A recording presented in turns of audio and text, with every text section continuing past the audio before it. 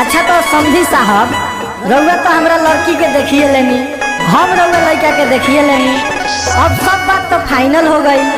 अब रउआ बताई कि राउ डिमांड का बा, तिलक दहेज में का रउआ चाहिए बताई। ए समझी साहब, रउआ लड़की के हम देख लेनी पसंद पड़ गई, रउआ हमरा लड़का के देख लेनी पसंद पड़ गई। एमे डिमांड के का बात बा? बाकी एगो छोट चुन हमरो डिमांड बा, उ हो जाई तो बड़ा अच्छा रहे। का डिमांड बा का बताई। अच्छा ठीक बा तो सुनी।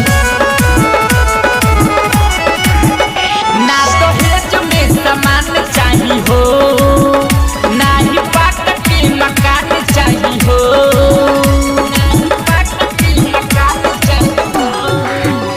ना तो हेज में सामान चाहिए हो, ना ही पाट के मकान चाहिए हो। सुनी समझी महान बाटे इहे अरमान, समझिया जवान चाहिए हो।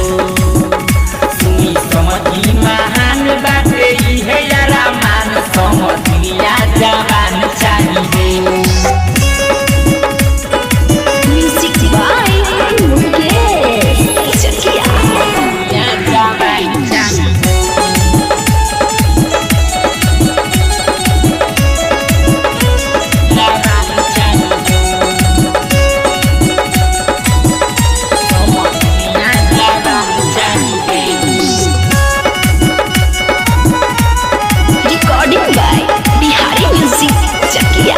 एसी कूलर नाही चाही 15 टीवी, बबुआ के सुनर जब मिल गईली बीबी, बबुआ के सुनर जब मिल गईली बीबी। एसी फ्रिज नाही चाही 15 टीवी, बबुआ के सुनर जब मिल गईली बीबी। निक बरतिया के खान पान चाही हो, औरी बढ़िया मानदान चाही हो।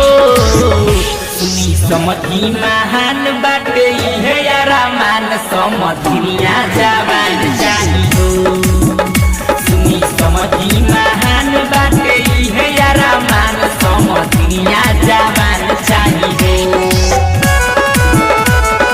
Music by Mukesh Chakiya.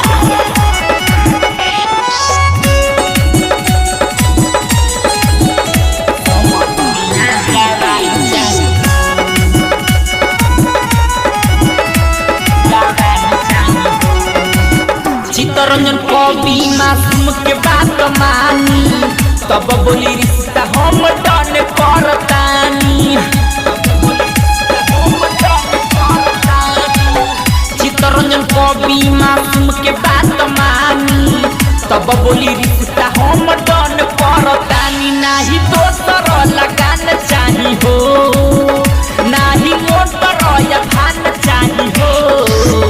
सुनी समझी महान बाटे इहे अरमान, समझिया जवान चाहिए हो। सुनी समझी महान बाटे इहे अरमान, समझिया जवान चाहिए हो। ना तो हेज में सामान चाहिए हो, ना ही पाट के मकान चाहिए हो, ना ही पाट के मकान चाहिए हो। ना तो हेज में सामान चाहिए हो, ना ही पाट के मकान चाहिए हो। सुनी समझी महान बाटे इहे अरमान, समझिया जवान चाहिए हो।